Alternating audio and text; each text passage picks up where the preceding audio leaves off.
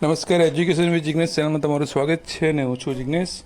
મિત્રો, 10 તારીખે મોડી રાત્રે 11 વાગ્યા પછી જે કચ્છ સ્થળ પસંદગી અપડેટ જે આવી હતી એના વિશે વિડીયોમાં ચર્ચા આપણે કરવાના છીએ. તો 10 તારીખે મોડી રાત્રે 11 વાગ્યા પછી અપડેટ મુકાઈ હતી અને જે સૂચના મુકાઈ છે અગત્યની, તો ફાઇનલી હવે કચ્છ સ્પેશિયલ 1 થી 5 માટેની જે સ્થળ પસંદગીની સૂચનાઓ હતી આવી ગઈ છે, તારીખો આવી ગઈ છે અને શું છે તારીખ ને કઈ રીતનું છે બધી એની આપણે ચર્ચા કરીશું. તો અહીંયા તમે જોઈ શકો છો સૂચના કે કચ્છ જિલ્લામાં વિદ્યા સહાયકની સ્પેશિયલ ભરતી 1 થી 5 ગુજરાતી મધ્યમ વર્ષ 2025ના ઉમેદવારો માટે અગત્યની સૂચના શું આપેલી છે.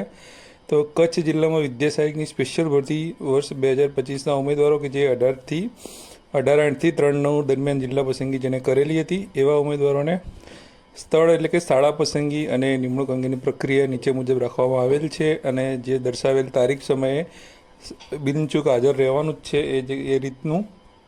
તો ચોક્કસથી અહીંયા 2 યાદી આપેલી છે આપણને અને યાદી છે, પહેલી યાદી છે 1 થી 550 નંબર અને બીજી યાદી છે 551 થી 1012 નંબર. આપણને ખબર છે કે 1012 ઉમેદવારો જે છે 1012 ઉમેદવારો જે છે એ પસંદગી કરેલી છે. તો અહીંયા યાદી 1માં તમે જોઈ શકો છો કે 1 થી 550 નંબરના જે ઉમેદવારો જે રહ્યા એ લોકોએ તારીખ અને સમય કહ્યો છે કે 16/9/2025ના સવારે 9 કલાકે ત્યાં હાજર થઈ જવાનું છે અને ડોક્યુમેન્ટ ચકાસણી અને શાળા અને સ્થળ પસંદગી માટે એટલે ત્યાં તમારું ડીવી થશે. તમામ પ્રકારના ડોક્યુમેન્ટ જે છે તમારા સાથે રાખજો. તમારા કાસ્ટ વેરિફિકેશનને લગતા તમામ બધા જ ડોક્યુમેન્ટ લઈને જજો. દૂર જવાનું છે, જલ્દી નજીકમાં જિલ્લામાં અહીંયા બીજા જિલ્લામાંથી જતા હોય તો જલ્દી તમારે આગુ પાછું થઈ નહીં શકાય એટલે બધું જ વ્યવસ્થિત લઈને જજો. ત્યારબાદ યાદી 2 જે છે એની અંદર 551 થી 1012 સુધીના તમામ ઉમેદવારો તારીખ 17/9/25ના રોજ સવારે એમને 9 કલાકે ત્યાં હાજર થઈ જવાનું છે. અને આ જે સ્થળ જે રહ્યું એ સ્થળ કયું છે તો અહીંયા સ્થળ તમે જોઈ શકો છો, નીચે લખેલું છે RR લાલન કોલેજ, માંડવી રોડ, ભુજ, કચ્છ. એટલે કે ભુજની અંદર આ કોલેજ આવેલી છે. આ કોલેજ જે છે એની અંદર આ ડોક્યુમેન્ટ વેરિફિકેશનનો પ્રોગ્રામ સમગ્ર જે છે એ રાખેલો છે. પછી અહીંયા ત્રીજી કોલમમાં જે છે તમે જોઈ શકો છો યાદી 1 અને યાદી 2 તમામ ઉમેદવારોએ અનુક્રમ નંબર 1 થી 1012ના તમામ ઉમેદવારો જે છે જે લોકોએ ડોક્યુમેન્ટ ચકાસણી અને શાળા પસંદગી કરી લીધી છે એ લોકોને નિમણૂક જે તે દિવસે નથી આપવાના, પણ નિમણૂક જે છે એ 18 તારીખે બધાને એકસાથે આપવાના છે. જેવી રીતે વિસંગતતા ન જળવાય એટલા માટે જે નિમણૂકની જે તારીખ રહી એ 18/9 રાખેલી છે. તો નિમણૂક હુકમ મેળવવા માટે બધાએ એ જ જગ્યાએ જે જગ્યાએ તમે ડીવી કરાવ્યું હતું એ જ જગ્યાએ નિમણૂક હુકમ મેળવવા માટે જવાનું છે.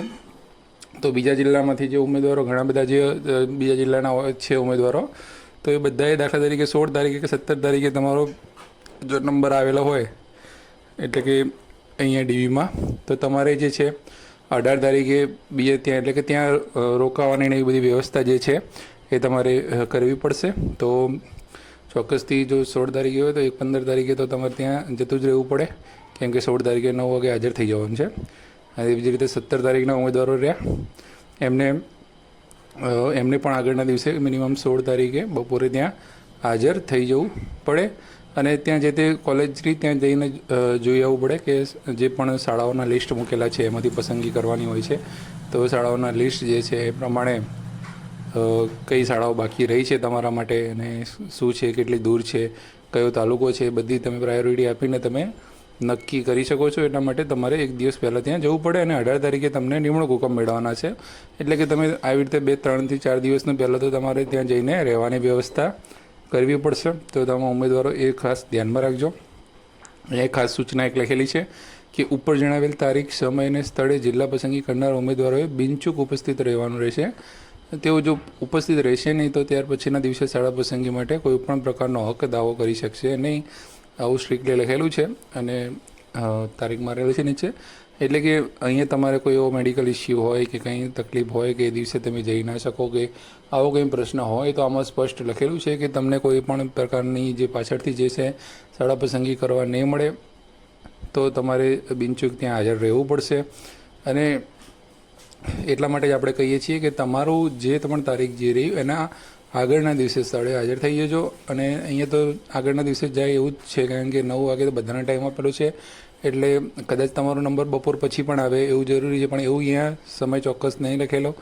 એટલે 9 વાગ્યાની સેશ શરૂ થઈ જશે, એટલે બધા જ ઉમેદવારો જે છે એમને જે કોમન સૂચનાઓ આપવાની હોય અને જે તે બધું હોય એ બધું 9 વાગે શરૂ ત્યાં થઈ જશે. એટલા માટે તમામ ઉમેદવારો જે છે એ 9 વાગે ત્યાં હાજર થઈ જજો. અને ડોક્યુમેન્ટની વાત કરીએ આપણે, જે પણ ડોક્યુમેન્ટ તમારા જોડે હતા બધા ડોક્યુમેન્ટ લઈ જવાના છે, અને જે પણ કાસ્ટના ડોક્યુમેન્ટ લઈ જવાના છે. હવે અહીંયા તમને એક પ્રશ્ન થતો હશે કે અહીંયા લખેલું છે ડોક્યુમેન્ટ ચકાસણી, શાળા અને સ્થળ પસંદગી અને નિમણૂક હુકમ મેળવવા માટેની.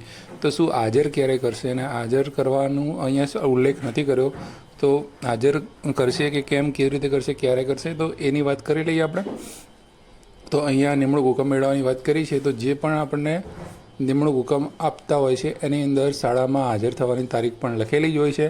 એટલે ચોક્કસથી તમને કહી દેશે કે ભાઈ આ તારીખથી આ તારીખની વચ્ચે તમે શાળામાં હાજર થઈ જજો. એ તો આઈ થિંક કદાચ 18 તારીખે તમને હુકમ આપે છે, તો 19થી લઈ અને 25 તારીખ કે 27 તારીખ સુધીની અંદર 10 દિવસનો સમય તમને આપશે. એ સમયની અંદર તમે શાળામાં હાજર થઈ શકો છો. કાસ્ટ વેરિફિકેશનવાળા જે ઉમેદવારો જે રહ્યા એ લોકોને કાસ્ટ વેરીફાઈ કર્યા પછી કદાચ હાજર કરશે, તો એમનું પણ કામ. અને જે ઓપનવાળા જે ઉમેદવારો રહ્યા, ઈડબ્લ્યુએસના ઉમેદવારો રહ્યા, એમને ડાયરેક્ટ હાજર કરી દેશે અને કાસ્ટવાળાને વેરીફાઈ કર્યા પછી હાજર કરશે. પણ જે એની અંદર સ્પષ્ટ બધો ઉલ્લેખ કરેલો જ હશે. કાસ્ટ જેઓ કેટેગરીના ઉમેદવાર રહ્યા એમના નિમણૂક હુકમમાં પણ ઉલ્લેખ કરેલો હશે કે તમારે કાસ્ટ વેરીફાઈ થઈને આવ્યા પછીથી હાજર થવાનું રહેશે. પણ આ પ્રકારનું તમામ શેડ્યુલ છે એ તમામે ધ્યાન રાખવાની જરૂર છે. અને આ જે જાહેરાત આપી એની નીચે એક લિસ્ટ આપેલું છે. આ વખતે સારો એવો ઇનિશિયેટિવ છે કે અહીંયા જે યાદી આપી છે એ પ્રમાણે ઉમેદવારોના નામ સાથેનું એક લિસ્ટ આખું આપેલું છે. અહીંયા તમે જોઈ શકો છો કે અહીંયાથી લિસ્ટ ચાલુ થાય છે કે ભાઈ એક નંબર આપેલો છે, અરજી નંબર આપેલો છે, ઉમેદવારનું નામ આપેલું છે, એનું મેરિટ પણ આપેલું છે, અને ઉપર લખેલું છે. આ જે પીડીએફ રહી એ હાલ મેં તમને જે જાહેરાત બતાવી એની નીચે જ છે. ટોટલ 39 પેજની આખી પીડીએફ છે તમામ ઉમેદવારોના નામ સાથેની. તો અહીંયા અરજી નંબર પણ આપેલો છે, એટલે અને અહીંયા ઉપર લખેલું છે કે ડોક્યુમેન્ટ ચકાસણી શાળા પસંદગી માટેની તારીખ, એટલે 16/9 અને 9 વાગે કેટલા ઉમેદવારોએ હાજર રહેવું એનું આખું લિસ્ટ છે. 550 કીધા એની અંદર કેટલા ઉમેદવારો આવે છે એનું લિસ્ટ છે. અહીંયા જે ક્રમ આપેલો રહ્યો એ પ્રમાણે ક્રમ પ્રમાણે તમારો નંબર ખાસ તમે જોઈ લેજો. એની સામે નામ અને તમારો અરજી નંબર અને વેરિટી બધું વેરીફાઈ તમે કરી લેજો. એવી રીતે તમામ 1012 ઉમેદવારોનું આ લિસ્ટ જે છે એ આપેલું જ છે પીડીએફની અંદર, અને એ પ્રમાણે તમારે નામને તમારું જોઈ લેવાનું છે કે કંઈ બીજી કોઈ તકલીફ છે કે નહીં. હવે વાત કરી જગ્યાઓની, કે શાળાઓનું લિસ્ટ જે રહ્યું એ 1-2 દિવસ પહેલાં જે છે પીડીએફ પરથી થઈ જશે, પણ તાલુકા કયા અને કઈ સંભવિત જગ્યાઓ આવી શકે છે એની આપણે થોડી ઘણી માહિતી મળી છે, તમારી સાથે શેર કરી રહ્યો છું. એની કદાચ થોડું ઘણું આગું પાછું હોઈ શકે છે, પણ આ રીતનું રહેશે. તો અહીંયા તમે જોઈ શકો છો કચ્છ જિલ્લાની ધોરણ 1 થી 5માં તાલુકા વાઇઝ બતાવી શકે તેવી અંદાજિત જગ્યાઓ.